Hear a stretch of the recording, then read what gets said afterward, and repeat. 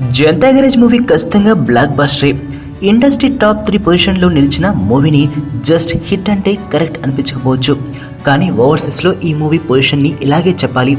ప్రీమియర్స్లోనూ first వీకెండ్లోనూ చూపించిన జోరు ఆ తర్వాత కంటిన్యూ చేయలేకపోవడమే ఇందుకు కారణంగా చెప్పాలి. కేవలం ప్రీమియర్లలోనే $500,000 మార్క్ దాటేసి $5,85,000 సాధించి ప్రీమియర్ కలెక్షన్లో టాప్ 3 ప్లేస్లో నిలిచింది జనతా గ్యారేజ్.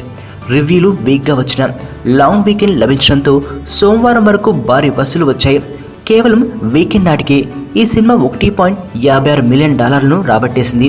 ఈ స్పీడ్ చూసి గ్యారంటీగా $2 మిలియన్ మూవీ అవుతుందని అంతా అంచనా వేస్తే ఆ తర్వాత స్పీడ్ కాదు కదా, కనీసం ఎఫెక్ట్ కూడా చూపించలేకపోయింది.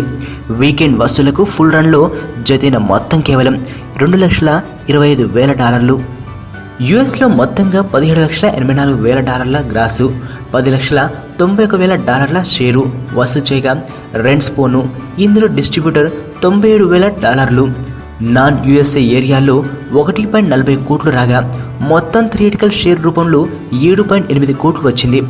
ఇక్కడ 7,20,00,000కు డిస్ట్రిబ్యూటర్ కొనుగోలు చేశాడు. అలా కేవలం 40 లక్షల ప్రాఫిట్తో జస్ట్ హిట్ అనిపించుకుంది జనతా గ్యారేజ్. మీ నాన్నకో ఫోన్ చేయవే, ఎక్కడున్నారు?